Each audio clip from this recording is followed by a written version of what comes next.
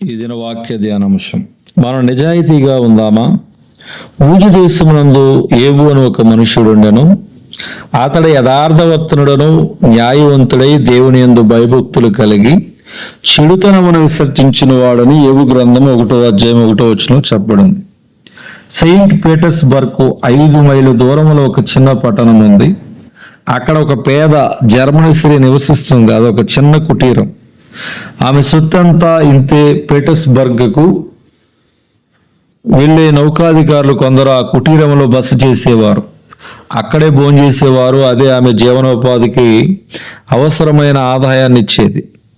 ఒకరోజు సాయంకాలం అనేక మంది డచ్ దేశ నౌకాధిపతులు ఆ కుటీరంలో భోంచేసి వెళ్ళిపోయారు. వారు కొంత డబ్బు కలిగిన ఒక సంచిని బల్ల క్రింద పెట్టి వెళ్ళిపోయారు. అది పేదరాలు కనుగొంది. నిస్సందేహంగా వచ్చిన వారిలో ఎవరో ఈ సంచి మర్చిపోయి ఉంటారు, కానీ వారు చాలా దూరం వెళ్ళిపోయారు. అందులోనూ వాతావరణం అస్సలు బాగోలేదు కాబట్టి వారు తిరిగి వస్తారనే నమ్మకము కుదరలేదు. అడిగినప్పుడు అందచేయొచ్చని ఆమె దాన్ని తీసి తన బీరువాలో భద్రంగా దాచిపెట్టింది. అలా అనుకుంటూనే 7 సంవత్సరాలు గతించాయి. దాని నిమిత్తంగా ఎవరూ రాలేదు. ఇట్టి పరిస్థితులు ఆమెకి ఎన్నో అవసరాలు వచ్చాయి. వాటితో పాటు శోధనలు వచ్చాయి. కొంత సొమ్ము ఖర్చుల కొరకు కావలసి వచ్చింది. అయినప్పటికీ ఆ స్త్రీ పాటించుచుండిన మంచి సూత్రాలు ఆమెను ప్రభావితం చేశాయి. పరుల సొమ్ము ఎన్నడూ ముట్టకూడదన్న సిద్ధాంతమును నమ్మిన ఆమె ఏ రోజు ₹1 కూడా అందులోనిది తీసి ఖర్చు చేయలేదు. ఒకనాటి సాయంకాలం మరలా కొందరు నౌకాధిపతులు వచ్చారు. అల్పాహారం కొరకు ఆమెను అడిగారు. వచ్చిన వారిలో 3 ఇంగ్లాండ్ దేశస్థులు, ఒకరు డచ్ దేశవాసి. అనేక విషయాలు మాట్లాడుకుంటున్నారు. ఆ సమయంలో డచ్ దేశస్థుడైన వారిలో ఒకరు, ఎప్పుడైనా మీరు ఈ ప్రాంతానికి వచ్చారా అని అడిగారు. వచ్చాను. నేను ఒకసారి 700 రూబల్స్ ఉన్న డబ్బు సంచిని కూడా పోగొట్టుకున్నానని జవాబు ఇవ్వగా, అది ఎలా జరిగింది అని అడగగా, ఒకసారి నేను ఒక కుటీరములో భోజనం చేయడానికి వచ్చి రూబుల్ సంచిని మర్చిపోయి వెళ్ళిపోయాను. ఆ విధంగా పోగొట్టుకున్నానని చెప్పాడు.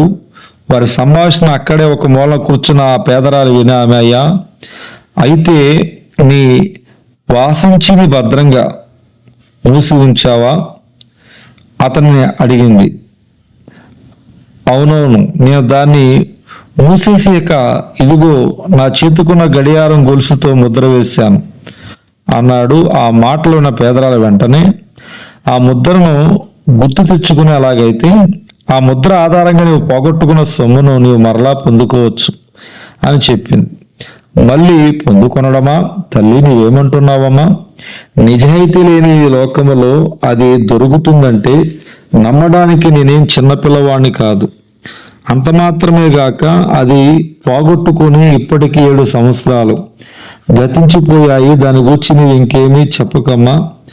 ఆ సంగతి వింటే నాకు చాలా బాధ, ఉద్రేకం కలుగుతాయి అని అన్నాడు ఆ డచ్ వాసి.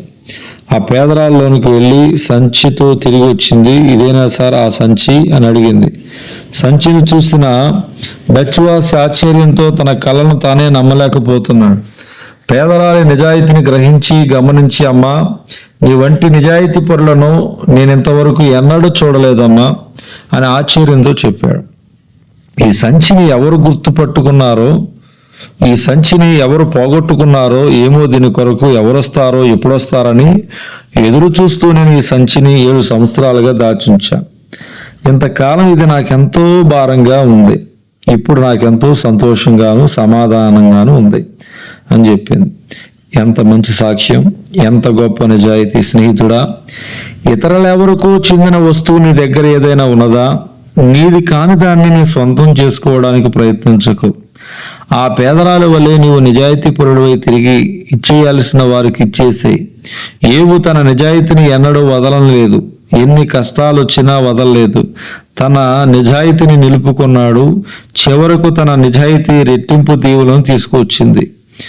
నీవెవని యొద్దనైనను అన్యాయముగా దేనినైనను తీసుకుని ఎడల అతనికి 400 మరలా చెల్లింతునని లోకాసువార్త 19:8 చెప్పబడింది.